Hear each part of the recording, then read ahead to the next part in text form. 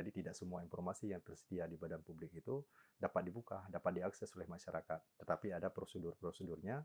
Jika badan publik kemudian ada sejumlah informasi yang perlu dirahasiakan, ditutup, maka harus dilakukan uji kuesensi dulu.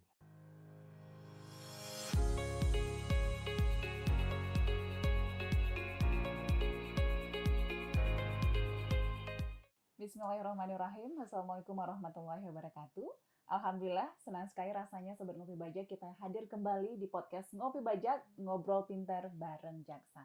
Dan pada kesempatan kali ini, sudah hadir bersama saya di ruang podcast. Beliau adalah Ketua Bidang Edukasi, Sosialisasi dan Komunikasi Publik Komisi Informasi Aceh, Bapak M. Nasir. Selamat datang Bapak di podcast Selamat Ngopi datang. Bajak. Assalamualaikum. Gimana nih Pak kabarnya? Alhamdulillah kabar baik di tengah Alhamdulillah. kesibukan sidang agenda-agenda utama di kantor. Insyaallah bisa berhadir di sini. Baik, kami ucapkan terima kasih Pak sudah menyempatkan waktunya untuk bisa hadir dan juga nanti memberikan informasi juga dan juga edukasi kepada Insyaallah, teman-teman insyaallah. Sobat Ngopi Oke. Bajak. Baik, nah Pak, kalau kita misalnya berbicara nih Pak terkait informasi publik, ini kan informasi yang dihasilkan, disimpan, dikelola, dikirim dan juga diterima oleh penyelenggara ataupun badan publik begitu ya, berkaitan dengan penyelenggaraan negara, dan tentunya ini kan hak untuk memperoleh informasi ini juga merupakan hak asasi setiap manusia nih, Betul, khususnya betul, juga masyarakat yang betul, ingin tahu begitu. betul. Tapi sebenarnya Pak, keterbukaan informasi publik ini bagaimana perannya dalam mewujudkan tata kelola pemerintahan kita yang baik? Dari teman-teman Kiai seperti apa nih Pak? Oke. Hajat besarnya sebenarnya untuk membangun negara demokrasi dengan semua keterbukaan informasi publik ini. Paling penting itu adalah mampu meningkatkan peran aktif masyarakat. Jadi masyarakat dituntut kemudian untuk mampu berpartisipasi di dalam setiap agenda pembangunan di daerah. Nah, untuk memodali masyarakat sehingga mampu melakukan partisipasi, kemudian terlibat aktif dalam agenda-agenda pembangunan, tentunya harus dibekali dengan informasi-informasi. Disitulah berawalnya kemudian hak untuk memperoleh informasi itu bagian daripada hak asasi manusia dan diatur kemudian melalui Undang-Undang Nomor 14 tahun 2008. Bagaimana prosedurnya, bagaimana masyarakat bisa mengakses informasinya, alur pelayanan seperti apa. Karena pada intinya meskipun ini bagian daripada hak asasi manusia, tentu ada hak-hak orang lain di sana. Berarti gitu. ada batasannya juga Ada begitu? batasannya juga, sehingga dikenal informasi dikecualikan. Jadi tidak semua informasi yang tersedia di badan publik itu dapat dibuka, dapat diakses oleh masyarakat. Tetapi ada prosedur-prosedurnya. Jika badan publik kemudian ada sejumlah informasi yang perlu dirahasiakan, ditutup, maka harus dilakukan uji kuesensi dulu. Nah, biasanya informasi-informasi apa sih Pak yang tidak sebebas bisa diakses oleh masyarakat? Secara umum, misalnya informasi menyangkut dengan pertahanan negara. Oke, kemudian terkait dengan hak pribadi orang. Kecuali ada izin dari yang punya informasi. Oh, boleh berikan nggak apa? Berikan nomor rekening saya misalnya, nggak apa-apa gitu.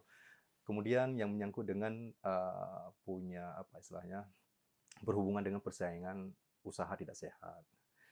Kemudian hak intelektual itu tidak bisa diakses oleh masyarakat umum. Akan tetapi setiap badan publik yang tadi disebutkan menghasilkan, mengelola, menerima, menyimpan dan sebagainya itu sejumlah informasi yang harus dikecualikan ini dia harus dimasukkan dalam DIK namanya, daftar informasi dikecualikan. Sebelum dilakukan pengecualian harus dilakukan dulu uji konsekuensi. Apa dasar hukumnya harus ditutup. Kemudian jika dibuka apa dampaknya. Jadi ada prosedurnya dulu. Oke, dan masyarakat juga tahu bukan semena-mena oh ini ditutup nih yang penting nggak bisa dibuka, tapi ada dasarnya juga begitu. Jadi hasil uji konsekuensinya itu hasil analisis hukumnya, analisis dampaknya itu bagian daripada informasi yang terbuka. Jadi masyarakat paham betul bahwa jika informasi ini ditutup, ini alasannya loh. Seperti itu. Oke, nah ini teman-teman Sobat Ngopi Bajak, kita tahu nih di bulan kemarin ya Pak, 9 Oktober kalau saya nggak salah 2025, itu kan teman-teman dari Komisi Informasi Aceh datang dan berkunjung maksudnya ke Kejaksaan Tinggi Aceh, melakukan tahapan validasi dan juga presentasi nih. Nah, yang penasaran nih, kenapa sih Kejaksaan Tinggi Aceh ataupun apa yang menjadi dasar teman-teman ini menjadikan Kejaksaan Tinggi Aceh sehingga masuk ke dalam tahapan validasi dan juga presentasi itu Pak. Kita juga pengen tahu nih kenapa. Ini pasti tahun-tahun sebelumnya nggak pernah ya? Nggak pernah nih, belum nih. Ini kan menjadi satu kebanggaan juga untuk kita. Baik, jadi agenda monitoring dan evaluasi keterbukaan informasi publik di badan publik itu menjadi agenda tahunan di Komisi Informasi.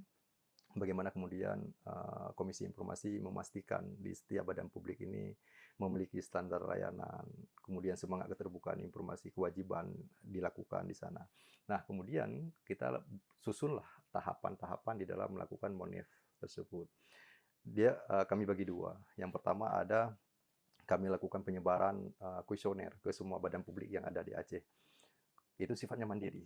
Jadi sifatnya mandiri, tetapi kita tetap berikan sosialisasi ketika launching bahwa apa tujuan Monef ini, kemudian bagaimana cara pengisiannya. Itu proses pengisiannya sifatnya mandiri. Kemudian hasil dari pengisian kuesioner itu kita lakukan penilaian, kita buat passing grade. Jadi passing grade tahun ini 65, bagi badan publik yang mencapai angka minimal di 65, maka kita akan lakukan visitasi untuk memastikan isi kuesioner yang telah diisi itu benar tidak fakta di lapangan. Kira-kira begitu. Dan alhamdulillah Kejaksaan Tinggi Aceh masuk lewat passing grade dan makanya kita lakukan visitasi kemarin. Oke, nah ini kan menjadi satu kebanggaan juga nih Pak, Iya, satu-satunya juga iya, ya, betul iya, ya? iya. Saya konfirmasi Betul, satu-satunya begitu betul. kan? Dan kami juga terus lakukan promosi Mhm. bahwa ada lembaga penegakan hukum yang lewat visitasi. Oke. Gitu. Nah, sebenarnya tantangan terbesar nih dari teman-teman Komisi Informasi Aceh terhadap penerapan keterbukaan informasi Aceh di instansi publik itu apa sih? Sampai maaf nih kan untuk masuk passing grade aja Iya, 6,5 tadi sepertinya kayaknya agak susah susah, begitu. Apa susah. sih sebenarnya keterbatasannya apa, Pak? Mungkin ada yang teknis, ada yang substantif. Jadi yang teknisnya terkadang kami kan bentuk tim. Jadi tim penilai ini dua unsur, ada unsur komisioner Komisi Mhm. Informasi 5 orang, kemudian kita ada rekrut unsur ahli. Jadi ada unsur akademisi, ada jurnalis di sana, kemudian ada praktisi dan juga ada unsur LSM. Jadi kami bersepuluh yang lakukan penilaian dari proses kuesionernya. Jadi hasil temuan kita, kenapa bisa jadi begini? Ada lembaga publik yang tidak lewat passing grade itu dikarenakan hal teknis. Jadi Oke. link yang diisi di dalam kuesioner itu linknya salah. Ketika kami buka itu isinya nggak menjawab pertanyaan, kira-kira begitu.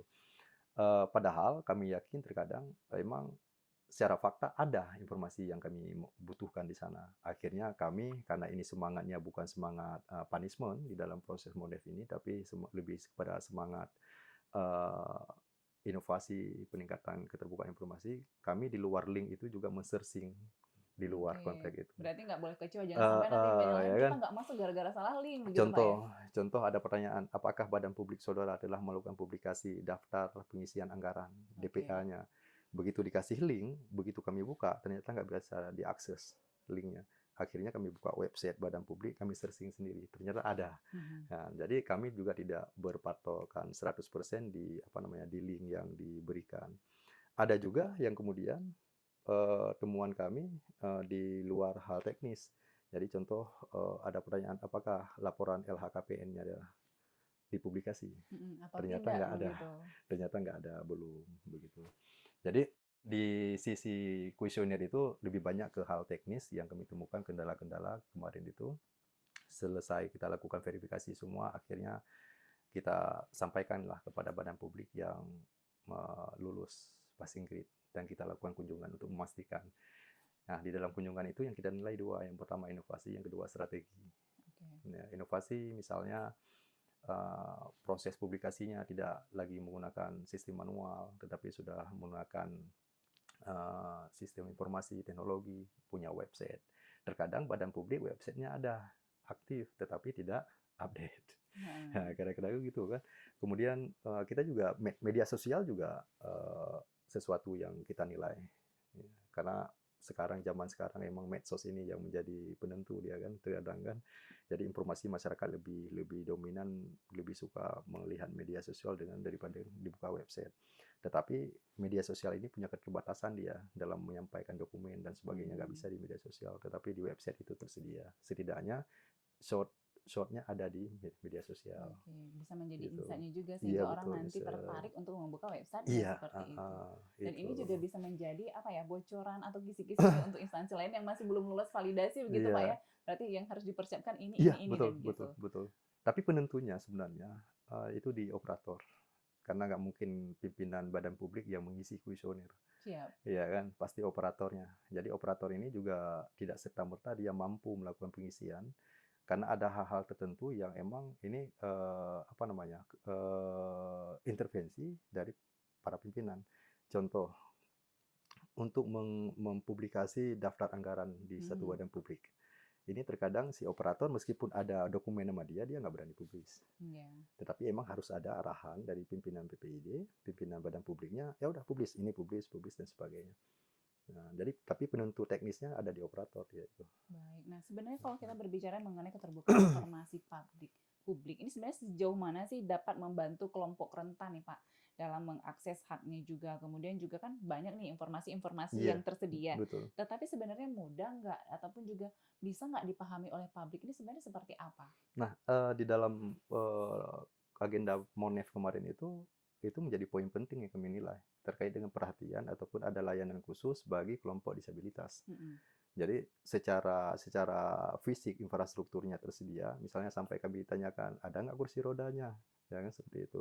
Kemudian secara sistem informasinya, website misalnya, di website sekarang juga sudah, kami, apa namanya, mengharuskan badan publik menggunakan fitur disabilitas. Mhm. Jadi di sana bisa, eee, bagi yang terkendala pendengaran ataupun mata, dia bisa memperbesar, memperkecil huruf di Mhm. website. Artinya secara fitur dukungan teknologi sekarang emang sangat mendukung untuk, kemampuan para kelompok disabilitas untuk mengakses informasi. Tinggal bagaimana kemudian mereka kita tingkatkan kesadarannya untuk penting loh kita ketahui informasi ini. Nah, kira-kira begitu.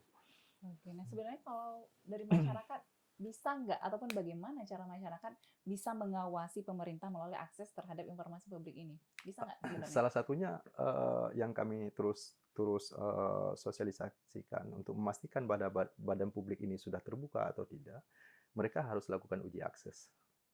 Jadi mereka kan harus lakukan uji akses karena itu bagian daripada hak asasi kita untuk melakukan uji akses, baik secara perseorangan ataupun emang uji akses melalui organisasi. Mhm. Jadi kalau, organisasi ketika proses uji aksesnya terkendala tidak mendapatkan informasi yang diminta, sampailah ke kami untuk penyelesaian sengketa, maka, kami akan periksa legal standing organisasi. Benar tidak organisasi ini legal? Dia punya tidak akte notarisnya, punya ADART, sampai dengan, berita negara terkait dengan organisasinya. Beda Mhm. halnya dengan masyarakat, perorangan. Legal standing-nya yang kami periksa, identitasnya benar nggak warga negara Indonesia. Kemudian kepentingan untuk informasi ini untuk apa? Begitu. Jadi uji akses itu salah satu, cara yang cukup, baik kami lihat untuk, memastikan suatu badan publik itu baik di level desa, pemerintah desa misalnya, Mhm. kabupaten ataupun provinsi. Karena banyak juga keluhan-keluhan masyarakat bahwa pemerintah desa menganggap laporan pertanggungjawaban desa misalnya itu informasi dikecualikan, rahasia negara dan sebagainya. Iya. Padahal itu informasi yang wajib terbuka. Heeh, di masyarakat harus tahu Harus gitu, apalagi tahu. terkait penggunaan anggaran, ini Iya, harus tahu kemana heeh, aja iya. kira-kira Ya, begitu. contoh di desa itu ada program misalnya, distribusi bantuan sosial. Mhm. Daftar bantuan sosial siapa saja yang terima misalnya, ya kan? Ya itu menjadi sangat Kriterianya apa? penting. Itu sangat penting. Sehingga tidak ada konflik sosial, konflik kepentingan di dalamnya. Dan masyarakat juga mampu berpartisipasi untuk melakukan pengawasan sesuai tidak dengan kriteria yang telah ditetapkan, Iya, jangan nanti gitu. penerima manfaatnya malah orang yang mampu, Iya, seperti itu juga betul. menjadi penting. Nah, Oke. tapi kalau kita berbicara juga mengenai informasi Hmm. publik, ini kan banyak sekali portal-portal informasi publik pemerintah nih, punya pemerintah. Ya.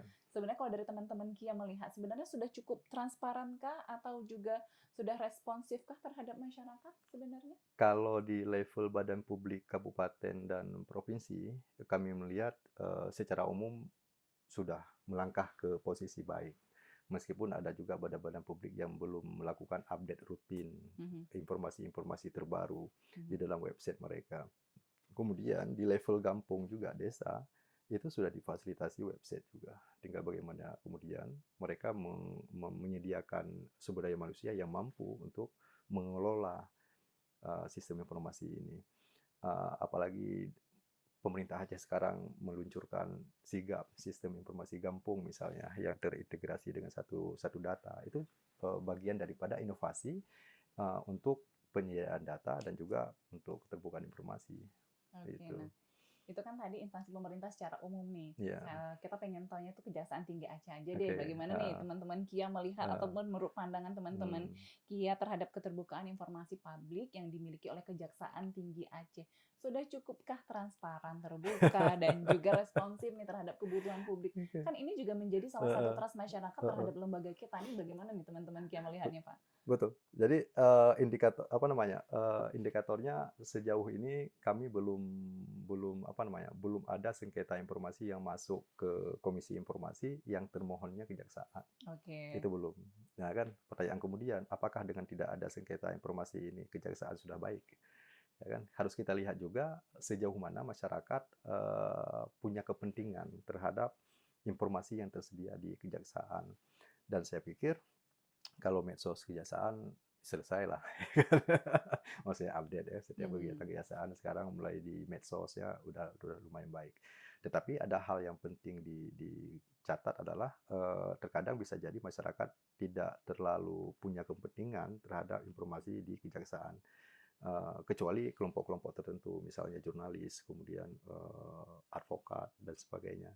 Tetapi bisa jadi juga karena kejaksaan ini lembaga penegak hukum agak sedikit apa namanya, Disegani begitu. disegani dibandingkan dengan lembaga badan publik yang lain. Padahal di kejaksaan ini juga melekat hak dan kewajiban untuk melakukan publikasi informasi. Karena di setiap badan publik itu 3 dia jenis informasi yang wajib disediakan. Yang pertama itu ada informasi yang wajib disedia setiap secara berkala. Laporan pertanggungjawaban, penggunaan anggarannya kejaksaan, itu informasi yang terbuka.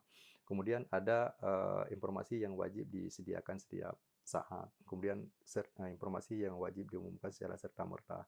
Jalur evakuasi bencana ketika ada tamu misalnya ke kejaksaan, dia akan paham kalau ada gempa dia harus kemana, titik kumpulnya di mana. Kira-kira begitu. Kemudian kebijakan-kebijakan, aturan-aturan yang berhubungan dengan lembaga kejaksaan itu wajib juga dipublikasi di websitenya kejaksaan. Tidak adanya kesengketa informasi bisa jadi sejauh ini kejaksaan sudah menyediakan itu. Amin. Ya Jadi kan? masyarakat sudah nggak payah meraba-raba lagi, sudah tersedia semuanya. Sudah tersedia. Tetapi ada juga informasi yang dikecualikan di kejaksaan, misalnya yang menyangkut dengan kalau diberikan informasi ini akan mengganggu proses penegakan hukum, itu nggak boleh diberikan. Tapi dengan catatan kembali lagi, jika ada informasi yang perlu dikecualikan, maka harus dimasukkan dalam daftar informasi dikecualikan berdasarkan uji apa, konsekuensi. Baik, gitu. Nah pertanyaan saya terakhir nih, sebenarnya ini kan di era yang serba digital nih, artinya semua orang bisa mendapatkan akses, bisa dikatakan dunia di dalam handphone Anda begitu. Nah sebenarnya bagaimana untuk mencegah penyalahgunaan data publik ini di era digital ini? Seperti apa nih Pak? Sebenarnya ada sanksi pidana dia. Bagi badan publik ada sanksi pidananya, bagi pengguna informasi juga ada sanksi pidana. Contoh, ketika badan publik dapat dibuktikan oleh masyarakat bahwa dia menutup, menyembunyikan informasi yang memiliki dampak besar, maka bisa dipidana. Kemudian begitu juga masyarakat, ketika dia terima informasi, kemudian dipergunakan tidak sesuai dengan ketentuan perundang-undangan, dia juga bisa dipidana. Itu dasarnya. Kemudian terkait dengan perkembangan media sosial sekarang cukup mudah ataupun cukup sulit kita membedakan antara yang benar dan juga yang salah. Tentunya jika ada informasi yang menjadi trending topik pembicaraan di tengah masyarakat, hak jawab, hak klarifikasi dari kejaksaan ataupun badan publik itu penting dilakukan. Gitu. Baik, nah mungkin yang terakhir nih Pak, sebagai closing statement apa sih yang ingin disampaikan untuk teman-teman Sobat Ngopi Bajak? Oke, para sahabat kopi bajak, ya. Jadi yang pertama, hak memperoleh informasi ini adalah hak asasi manusia. Dan untuk memastikan bahwa setiap badan publik itu telah memiliki ataupun telah menjalankan kewajiban keterbukaan informasi, maka lakukan uji akses. Ketika uji akses itu terkendala, tidak diberikan sesuai dengan prosedur yang telah dijalankan itu, maka sampaikan ke kami, Komisi Informasi, biar kami yang melakukan penyelesaian sengketanya. Kira-kira begitu. Baik, terima kasih Pak Nasir atas waktunya juga dan informasinya. Baik. Semoga ini bisa menjadi tambahan ilmu juga nih untuk saya pribadi dan juga teman-teman Sobat Ngopi Bajak. Dan terima kasih saya ucapkan kepada Sobat Ngopi Bajak, dan sampai di sini kebersamaan kita. Sampai jumpa lagi di podcast Ngopi Bajak selanjutnya. Ngobrol pintar bareng Jaksa. Wassalamualaikum warahmatullahi wabarakatuh. Waalaikumsalam warahmatullahi wabarakatuh.